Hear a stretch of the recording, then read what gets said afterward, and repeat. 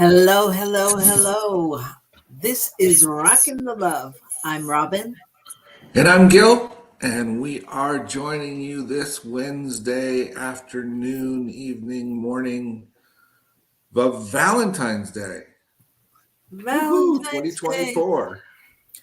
Woohoo, a day where we're supposed to love more.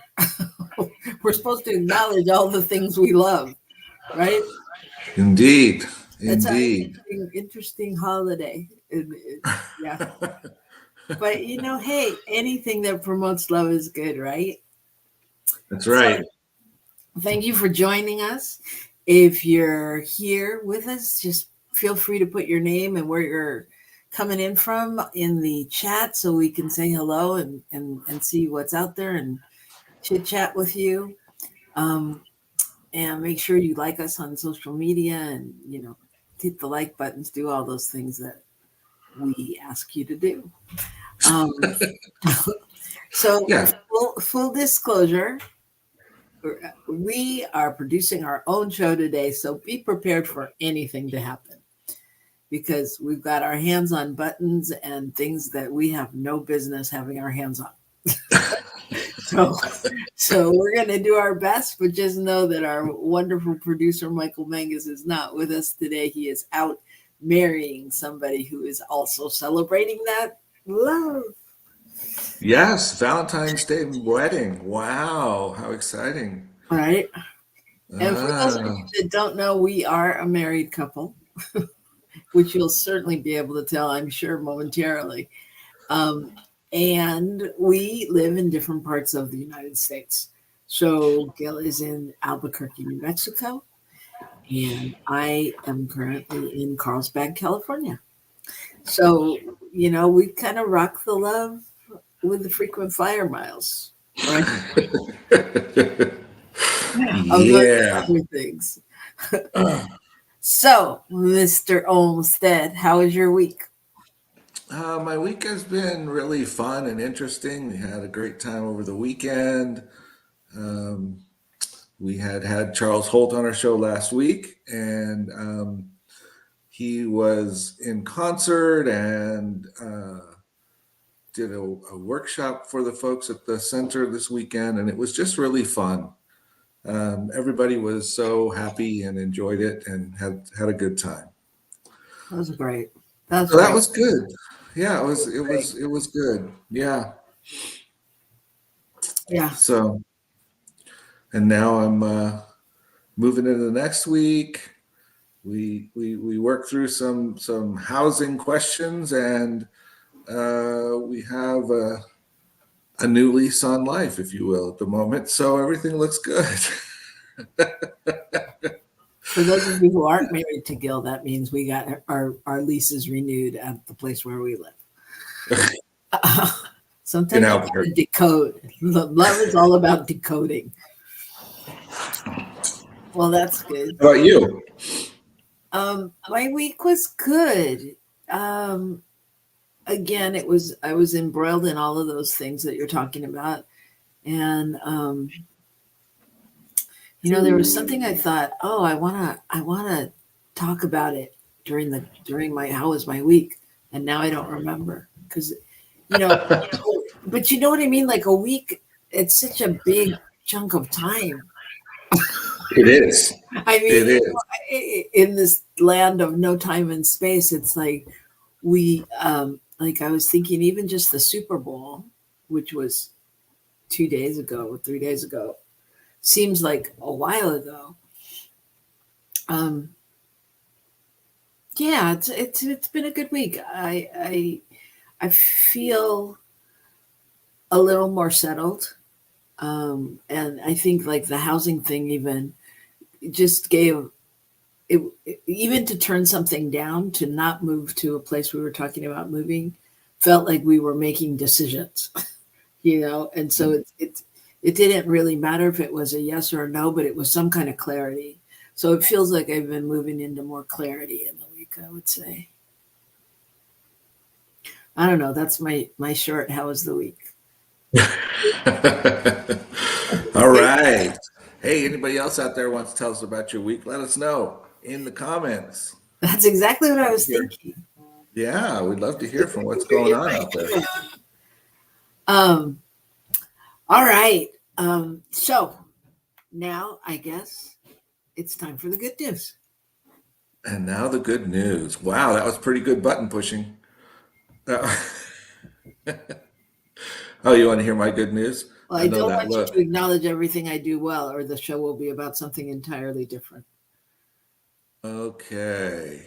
So, yes. So this is our Okay. segment. This is our segment where we talk about what's good in the world.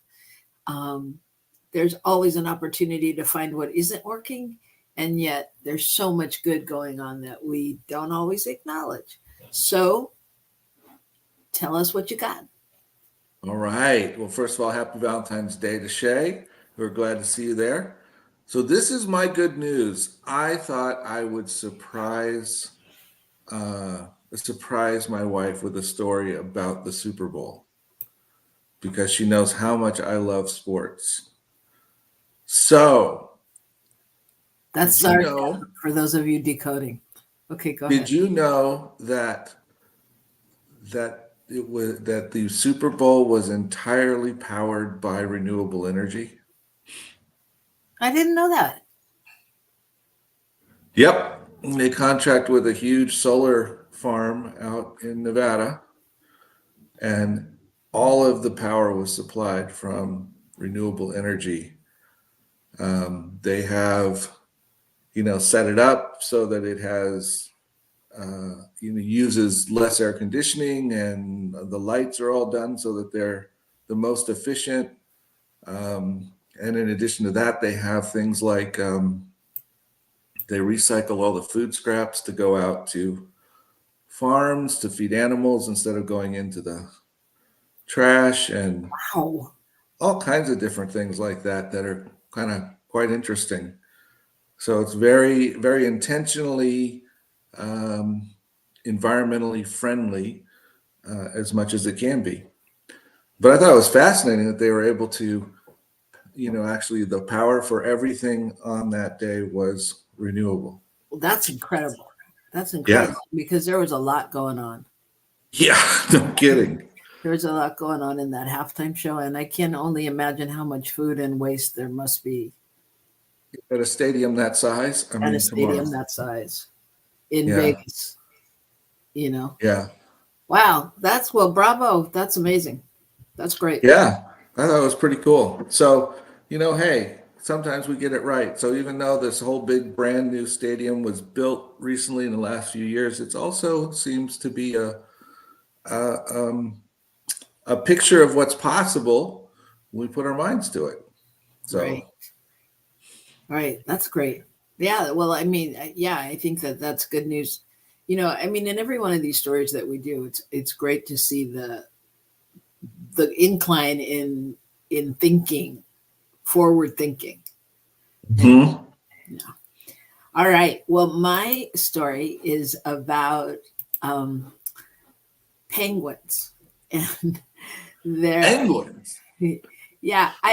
Sometimes I really like the animal stories because I think it just speaks to our oneness. Like when we say we're all one. Like really, what does that mean? And like when we did the story on the consciousness of the fish that returns to meet the man every year. It's like that's incredible, and yet why is it incredible if we're all one? Anyway, so this one is about a penguin who there are two penguins, and one penguin became a guide bird companion for a zoo pal of his at the zoo that it was suffering from cataracts, and the penguin had poor eyesight and would get like super antsy, um, when it was feeding time, especially because, all the penguins would get excited and they'd be like squawking in their beaks, and all of those things. And this penguin, would back off and, get very disoriented sometimes. And this one penguin named Penguin would, would help the other penguin, which is named Squid. let's not talk about that. So but Penguin became Squid's like beacon and guiding light to guide her around the enclosure and act as her eyes. And they observed that like that this intuitive behavior between the two penguins was just really revealed just a remarkable level of empathy and understanding, and just showing the profound connection that can form with the animal kingdom. And this took place in England, but I just thought it was, to me that's so miraculous, and yet why, right? But like, to think that they, that they can really know and intuit and see and move into that place of, guiding and helping and just, I don't know, being that kind of support. So that's my story. Incredible. Yeah. And they said, they did say that, that the cataracts is operable, but at this point they really didn't even see the need because of the system that had been built into their because of the support for the other. Yeah. Wow. So there you go. We think that we're the only ones that care about each other and do stuff. Yeah. Perhaps we're wrong. I think we're so special. Oh. And we are, but there are more. We're all special. It's just acknowledging all the things that are special. So yeah, that's what we're going to talk about in a little bit. We're going to talk about love and how special it can be, and the everyday love, not just on this delightful Hallmark holiday. So if you are gonna stick with us, grab a cup of coffee or whatever you need to do and come right back here, and we'll be back after this message on New Thought Media Network.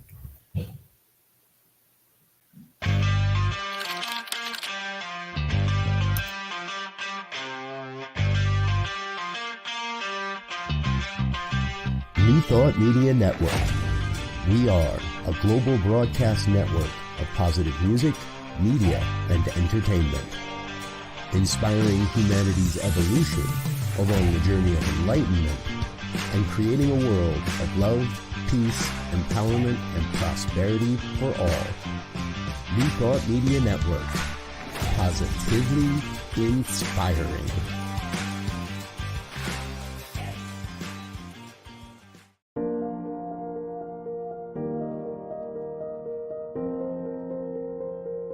It was a treat.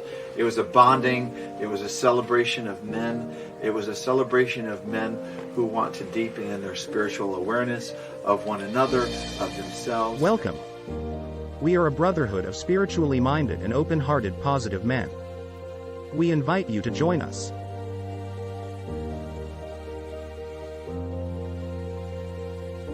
And I came in knowing one person. I left knowing all of the group. And I feel like I came in knowing meeting strangers, but knowing and leaving brothers. Come experience the New Thought Men's Gathering, Foundations 2024. Friday, March 15th through Sunday, March 17th.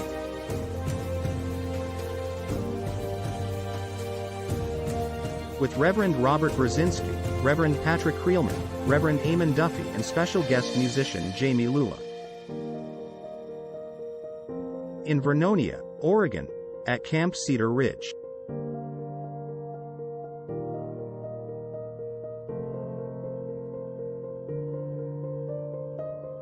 Learn more and register at www.newthoughtmens.community.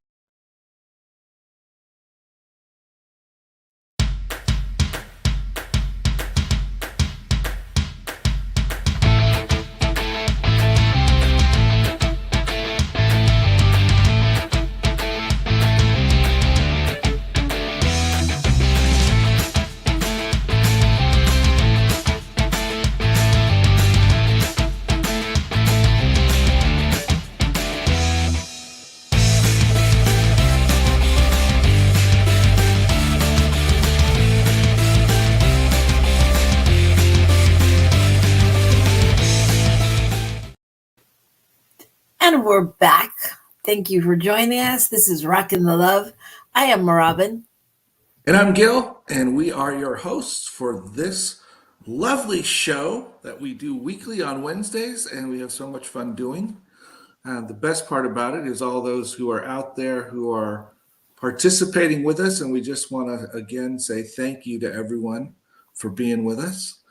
This is Valentine's Day, and we are talking about everyday love. What's that mean? Good question. Love happens every day. It does happen every day. And yet there's days where we put more attention on it than others. Right. Right. So what Gil and I had set out to do today was to talk about that via having taken some of those what do you call it? Love language type tests, or I don't know what is that. Yeah, love language tests. That's what they are. Yeah. And so we did. But however, in great communication style, we did different tests and and got different results. So I don't know where you want to start.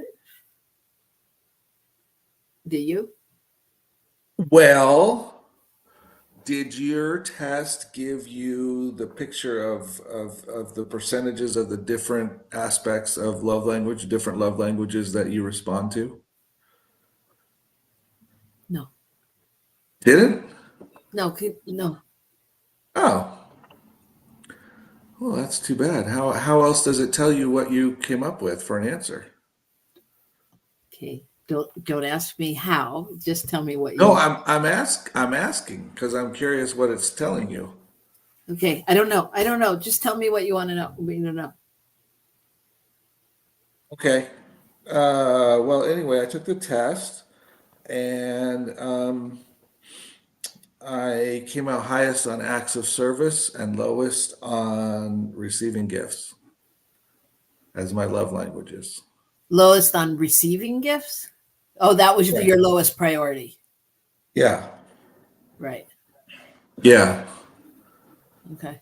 Well, I know mine was higher in receiving gifts, I'm sure. I'm sure. So what are those things? What are they talking about with those things? When they talk about gifts and acts of service, and they have these various different things, and do you know what they are? What the different ones are? Okay, we're going to structure this a different way because if you're asking me questions I can't answer, and that I don't have the answers to because I don't have a test like that. I have a test about what did you fall in love with? What was important to you when you met your partner? Well, that has nothing to do. Okay, that's not the test you sent me. The one I looked at that you sent was just like this one. Okay, well, that's really the one I have, but I can't get to those answers. So Okay. So talk about what you have. Okay. All right. This is a moment in marriage where I'd like to kill him. Really? So one of the things that is important to me is how supportive a partner is. And so that just happens to be coming up for me in this particular moment. I think as adults, we're attracted to certain things. So one of the first questions was, in 90 seconds, write down the top 3 things that attracted you to your partner. So that's what I did. Which is also a link that I sent. That's so interesting because what you sent me and what I opened up had the exact same kind of questions as the one that I have the results to. So that's why I wasn't worried about it, because it's the same exact thing. But it's obviously you did something different, totally different. Shay apparently is appreciating our marital moment. So, yeah, I can't get to those results. I tried to tell you that before the show. So what just off the top of your head, what were you attracted to? Okay. So top of my head, I would say I was attracted to your intelligence, to your insight, and to your caring. And I said I was attracted to your humor. Ha ha ha. That was my first thing, even though you don't think I think you're funny. Your generosity and your kindness. Wow. That's crazy. Yeah. That's crazy. How's that working for you now? And then the next question was to take the next 90 seconds and write down 5 characteristics about your spouse that could be the same but or different that from when you got married that is okay over time. Like, what do we appreciate most now? Over time? Yeah. Like what now? Okay. 5 All right. characteristics. 5 characteristics. And I encourage you all to do this at home if you have partners or relationships or friends that you want to even just dive deeper into your friendships and your things. So what were you attracted to, and what are the characteristics you're seeing now? Well, just as a time out here, it seems like these things are the things that really reveal to us what's important to us. I mean, it's great to acknowledge what's in a partner, what's in your friends, but the reality is that when we do this kind of thing, we get to know who we are and what we value. And that's the gift in it. So it doesn't become about someone else. It's really about our own process. So 5 things I'm supposed to tell you? Yeah. Oh, geez, that's too many. And how they worded again? 5 things that are... You're killing me today. I know, but I want to know because I want to answer it appropriately. Take another 90 seconds and write down 5 favorite characteristics: loving, kind, fun, whatever. Got it. Okay. Your spouse now that you've had 20 years here. And, then they might be the same and they might be different. Okay. Well, I love how forgiving my wife is. I really appreciate, I do really appreciate her intelligence and brilliance in terms of what happens in our life. I appreciate, value her friendship. That's a huge thing. And I really love that she's super giving. She gives to everybody, and that includes me. But it's definitely true of all of your life, Robyn. And I really love it when you're having fun. I love the characteristic of you having fun because you're very fun. Thanks. Those are nice. Aren't they though? What's that mean? Yeah, they are. They're nice. Well, what I said for you is I appreciate that you are a dreamer, that you are creative, that you are intuitive, that you are, this one will surprise you, I think, that you are flexible and open. And that you're a gamer, that you're fun and spontaneous. Well, those things all pretty much reflect you. Oh, I would have to say. that's the way they say these things go. All right. Ah, So Shay says, what I most appreciate about myself. Exactly, Gil. Which is agreeing with you from your deduction. yes. She said, for her, it's loving commitment to myself, my internal, external beauty, wisdom, her ability to connect with herself, God, and others, and radical acceptance. Oh, Nice. Those are nice. Those are, I mean, those are, that's money. Those are the ones we pay for workshops on. Those, I mean, that's golden. That's the golden ticket, radical acceptance. wow. And I would say coupled with radical forgiveness. Yeah. So, yeah, I'm sorry that I can't get to my results, but I know that they were, I mean, I can try to do it as we speak, but I know that, it's interesting what you said your results were, because I think mine are pretty much the opposite. Yeah, I think so too. Yeah. I mean, just from what I know. Yeah. I mean, except you like acts of service with a tool belt. I like acts of service. I mean, that could be construed the wrong way. So what we're talking about is Gil's love language is to do things like, he fixes the toilet and is giving to me, and I'm like, okay, now can we have time? Now can we snuggle and watch a movie? And now can we be together? He's like, I've been doing this for you all day. And it's like, yeah. So we're kind of in the opposite spectrum there, right?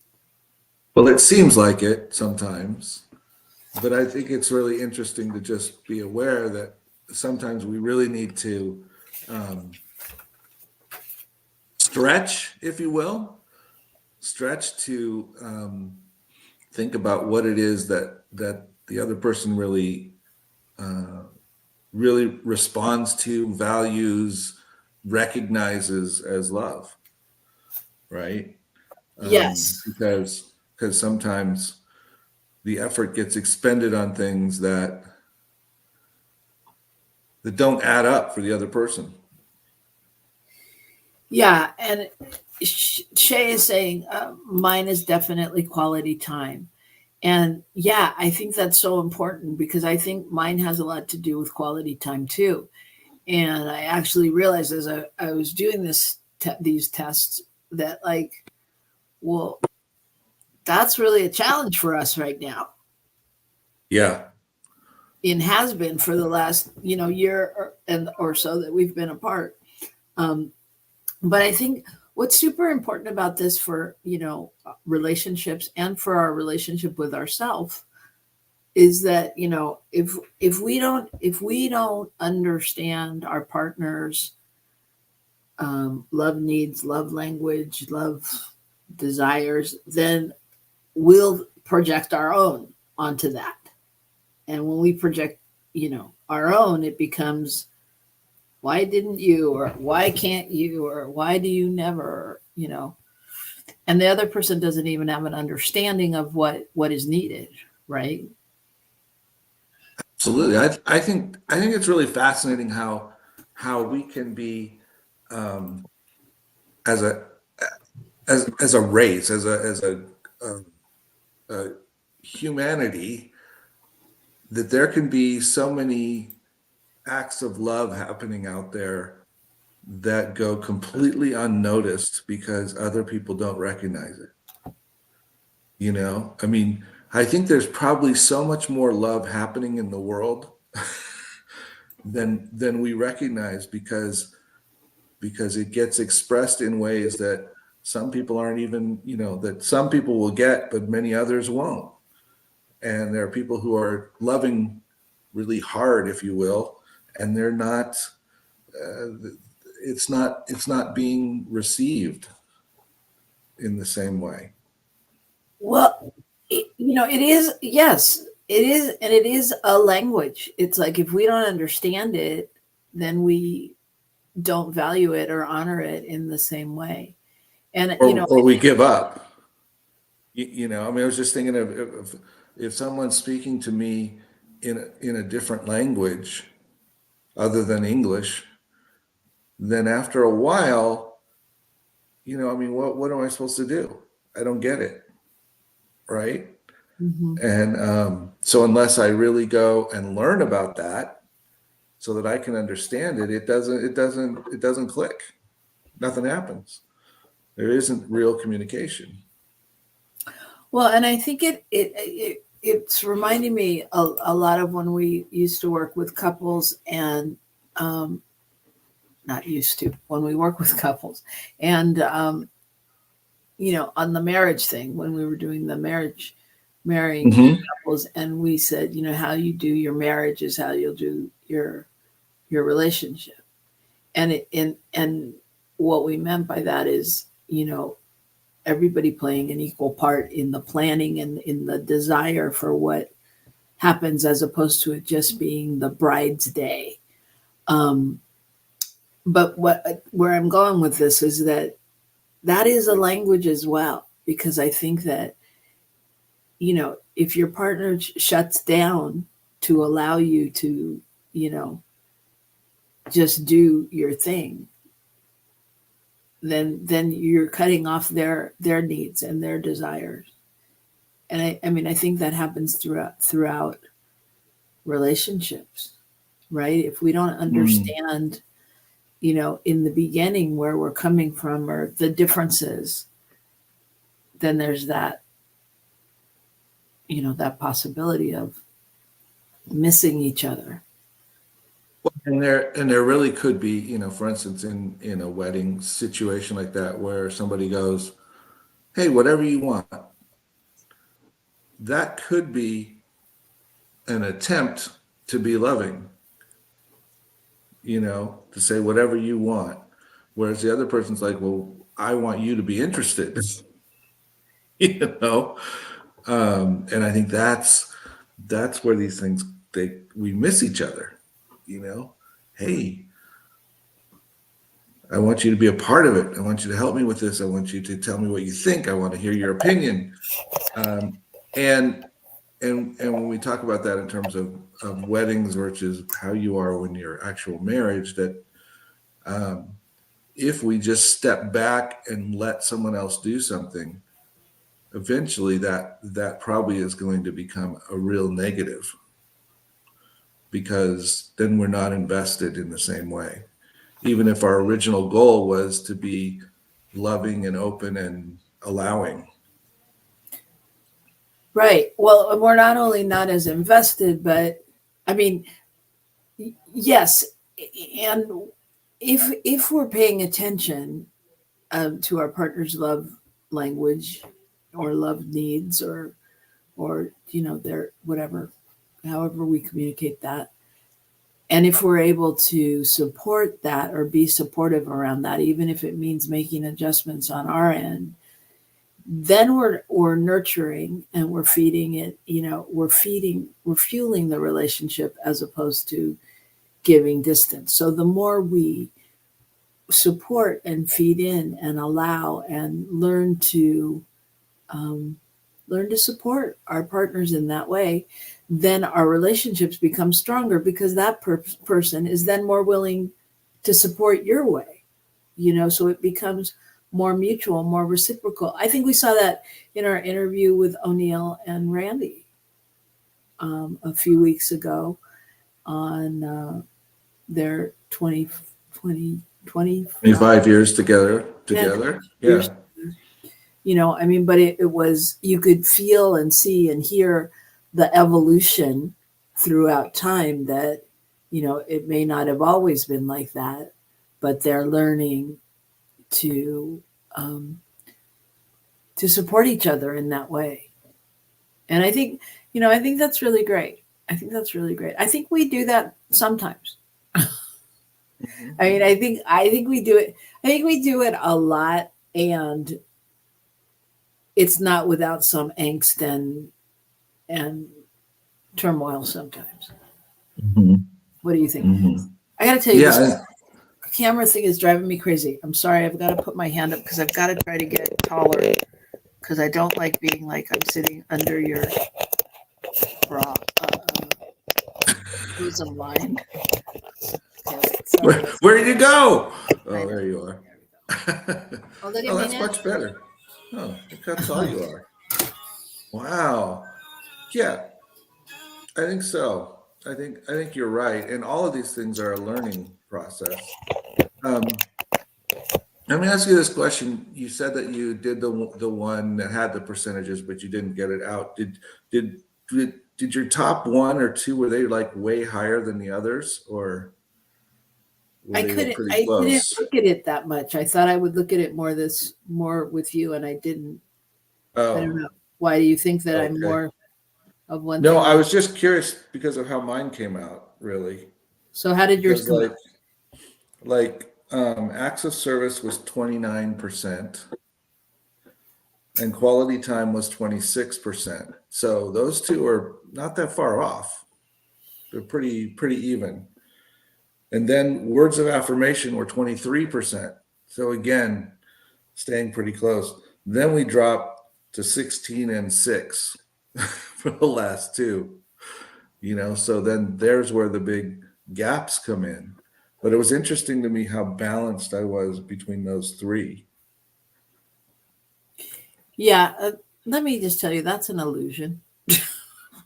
That's an illusion? I think so. And I'm not just saying for you, but I had a hard time with the question sometimes because, like, Yeah. you know, what's important to me and what I have and do in a relationship now is kind of different. So, like, some of the things, like, is it important? Like, when I don't remember exactly, but for example, if they're asking me, is it important to you that your partner,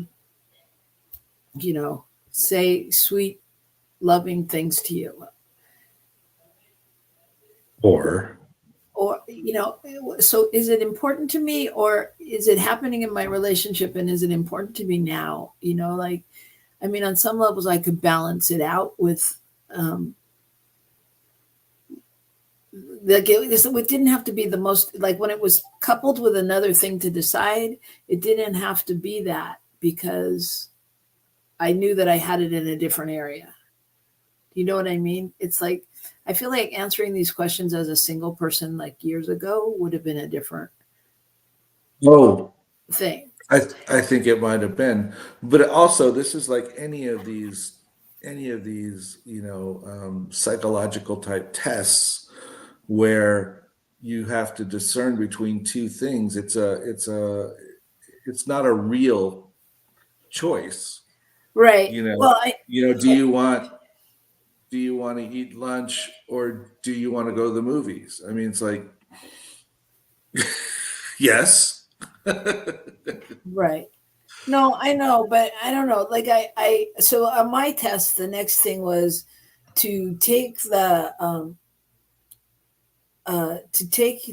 top 6 of the love needs that I identified before and rank them into there was a whole list of them, like what's important, and you had to rank them from 1 to 10.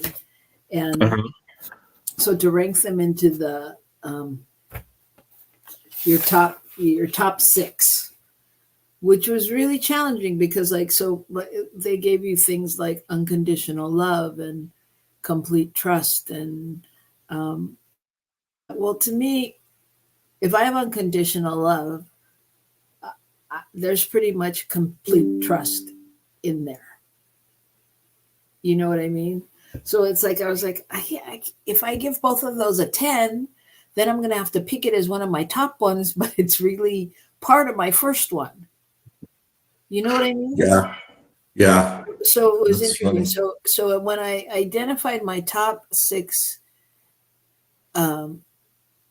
ways for it, so this is my top 6 ways for my partner to show their love. It was unconditional love and respect, trust, a non-sexual display of affection, and a sincere display of appreciation, like compliments, things like that. That was one. Spiritual intimacy, sexual intimacy, and quality time together, like date nights and walks and dinners and cards and gifts and all of those things. Those were my top 6.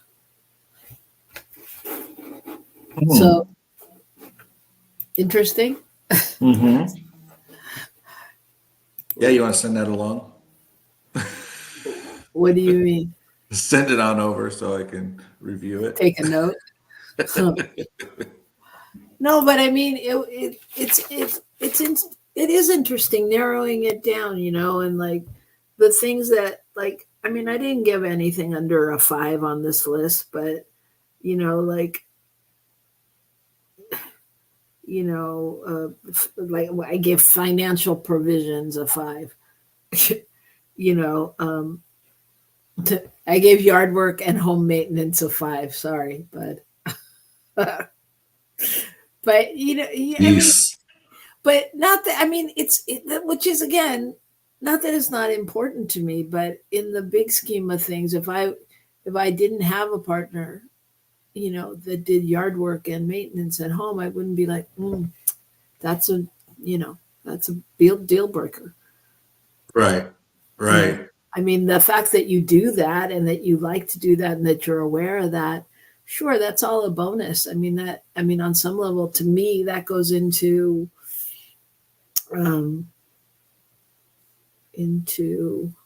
unconditional love. Just kidding. No, but you know what I mean? It goes in, it filters out into just the consciousness. And like they had one on there that was like, good parent to our kids. Well, obviously that would be a 10, but that's not that's not here now. Oh, right. Okay. I see what you mean. Yeah. So, yeah. So it was interesting. Yeah. So I know you didn't do this test, so you didn't do that. So there you have it. I mean, you didn't do it. I don't know if you can do it off the top of your head, like what's important to you. I can read you the list, but I could probably guess what's important to you. Yeah, I don't know. I think it's interesting though to really examine what is important. And like you said, as we go through life, those things shift and morph and change depending on situations. Some of them do, at least. Well, I mean, I think it would pretty be great consistent. I think it'd be great if you looked at this, because I think it's interesting to do. And then the next thing was, so where could a small amount of focus make a big change? What are like the, I don't know, 3 areas you would like to see more attention on? And it went to that, and so that was interesting, because I think out of your 6 top ones, and yeah, I mean, it was interesting to. I think the ones I wanted more attention on was 4, 5, 6. Extension of 3. So 3. The third one I picked was a non-sexual display of affection, and that means just compliments and holding hands, those kind of things, and like just appreciating in small ways like that. And then what I said was that the extension of that would really enhance the areas that I said I'd work on, which was 4, 5, and 6, which was the spiritual intimacy, sexual intimacy. I put those in the same thing. But and quality time together. Which makes sense, right? I mean, because and one thing that I did read off of that other test, I remember it said that I like to be mentally stimulated. Wow. And that's always, I mean, I have always said that, if you want to be with me, you're going to have to get me wet between the ears first, because it's really, because that's just the way it is. I mean, it's that, I don't know, without going into my, what happened as a child mode. Well, I think I think for many people, just being able to relate to someone on a very on an intellectual level, on a deep emotional level, on a deep spiritual level, all those things are about seeing something that's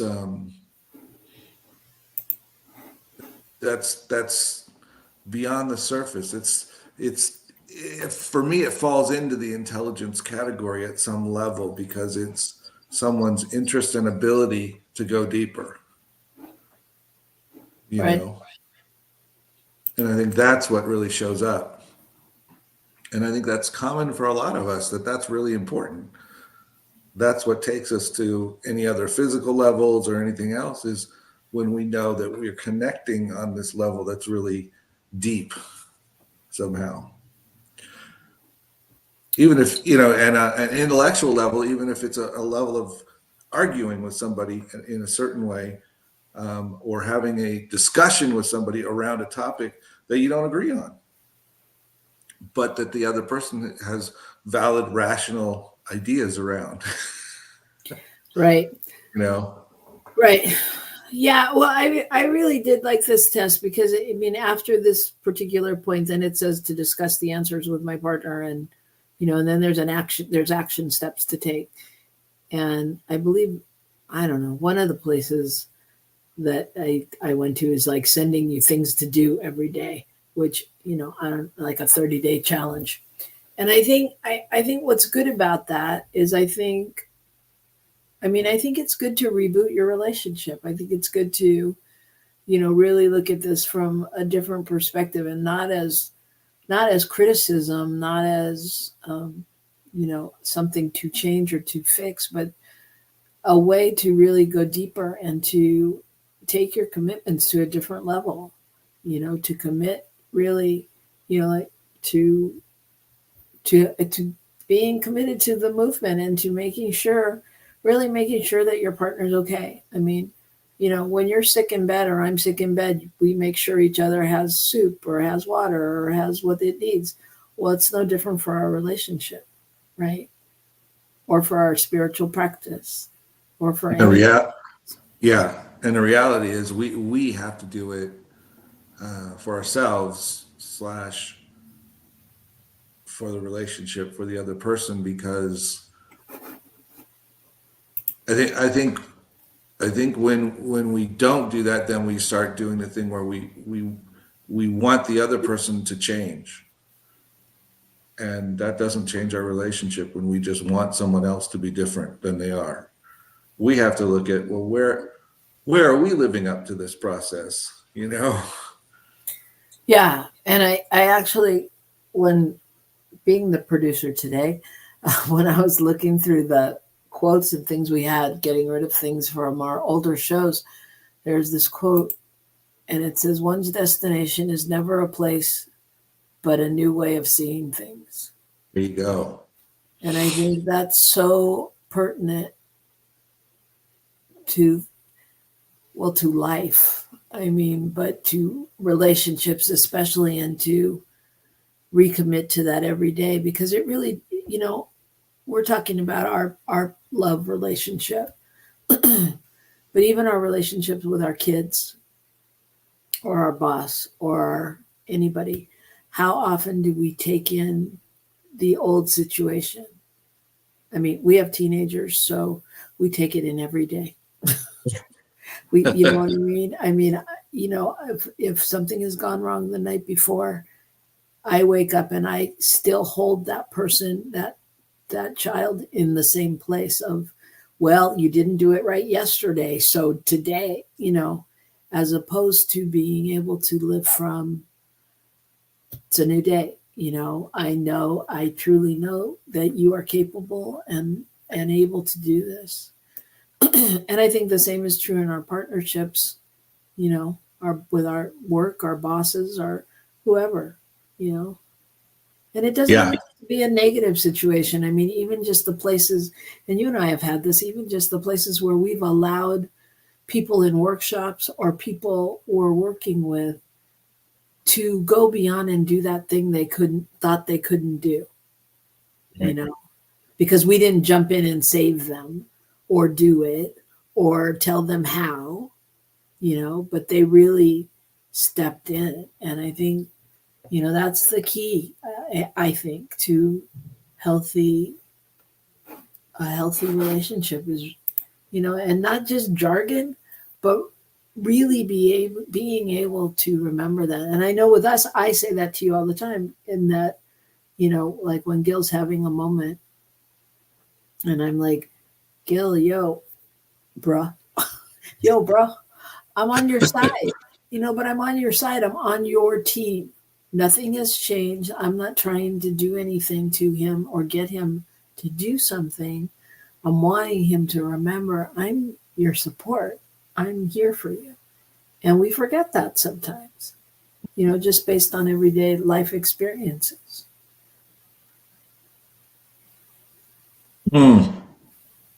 Well, I love this idea that it's a new way of seeing things, because that's what it all is. It's all about us reconfiguring how we're seeing our life and evaluating it, and both the type of judgments we make and the movement away from making judgments about our life and our partners and our relationships. So, wow. All right. All right. It's Valentine's Day, boo. It is. Happy Valentine's Day. I miss you. I miss you too.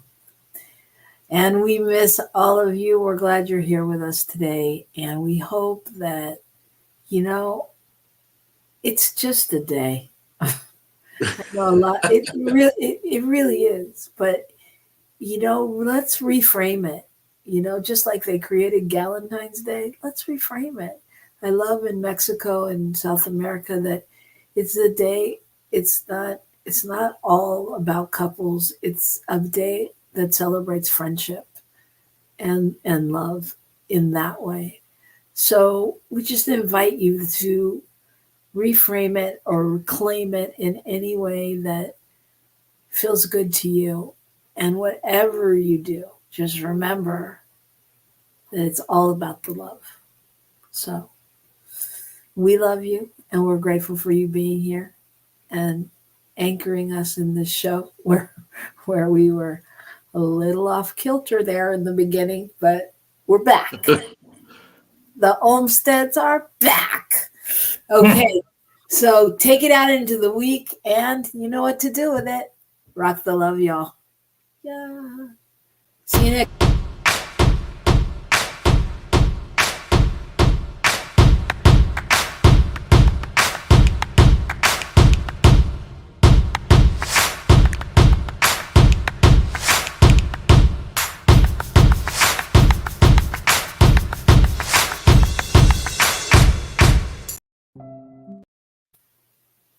Oh, we're back. Okay, goodbye. A practical prayer is a prayer that works. These discussions between Reverend Bill Marchioni and Carol Lawrence dive into the details of how it works and how to work it. Reverend Bill is a New Thought minister and the author of Practical Prayer for Real Results. Your new life begins with a new thought.